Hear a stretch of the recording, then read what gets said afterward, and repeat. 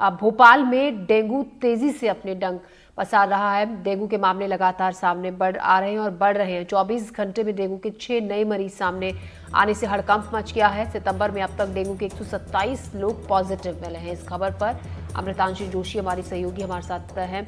Amritanshi, dengue के तमाम जो बचाव हैं उनकी एहतियात बरती जा रही है, जागरूकता लोगों में फैलाई जा रही है, लेकिन उसके बावजूद मामलों में तेजी से इजाफा भी हो रहा है।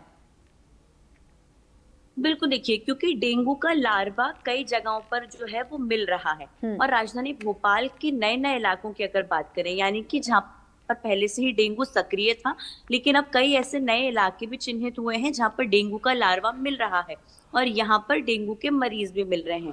पिछले 24 घंटे में राजधानी भोपाल में 6 मरीज डेंगू के पॉजिटिव निकलकर सामने आए हैं। टेस्ट जो है वो बड़ी संख्या में हो रहे हैं।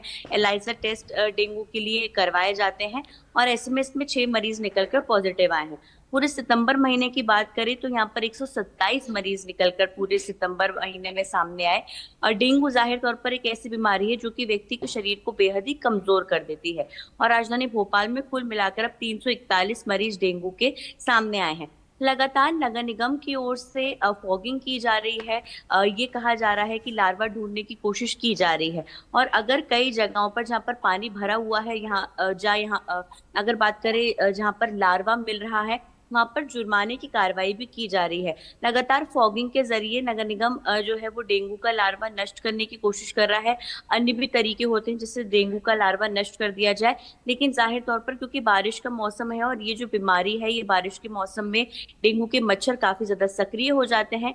इसी कारण जो है वो लगातार डेंगू के मामले बढ़ते जा रहे हैं। फिलहाल अभी डेंगू के मामले में और बढ़ोतरी देखने को मिल सकती है, लेकिन लगातार नगर निगम और प्रशासन अलर्ट पर रहकर इन मामलों को, खासतौर से लार्वा जहां जहां पर भी मिल रहा है, उसको खत्म करने की कोशिश में लगा हुआ है, जिससे डेंगू के मामलों में बढ़ोतरी रुक सके। जी। अमृतांशी, लेकिन कुछ जगहों पर यह भी देखा गया कि क्योंकि बारिश देखिए जिस तरीके से लगातार हुई है, बहुत जगह पानी भरा हुआ है अभी भी, लेकिन कुछ लोगों की ये भी शिकायत है कि हमारे इलाके में जो फॉगिंग मशीन होती है वो नहीं आती है, जो दवा का छिड़काव होना चाहिए वो नहीं होता है, जिसकी वजह से डेंगू के मामलों में कुछ जगहों पर, कुछ इलाकों में इजाफा तेजी से हो रहा है। देखिए, जो ये मामले बढ़ रहे हैं इसमें दो तरह से काम होना चाहिए। पहला कि लोगों को भी सक्रिय रहना चाहिए। अगर उनके घरों पर चाहे वो कूलर हो, क्योंकि गर्मी का मौसम निकला उसके बाद सीधे बारिश आ गई, चाहे वो कूलर हो, चाहे खाली प्लॉट आसपास पड़े हुए हो आपके घरों के, अगर वहां पर कहीं पर भी पानी इकट्ठा है तो यहाँ पर तत्काल नगर निगम को जानकारी दें। नगर निगम ऐसी जगहों पर आकर जो है वो कार्रवाई करता है, जो भी मकान मालिक होते हैं।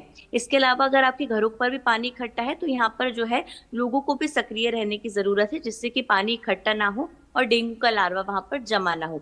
दूसरा, जाहिर तौर पर नगर निगम भी अलग अलग जगहों पर जाकर कार्रवाई कर रहा है, लगातार फॉगिंग भी कर रहा है।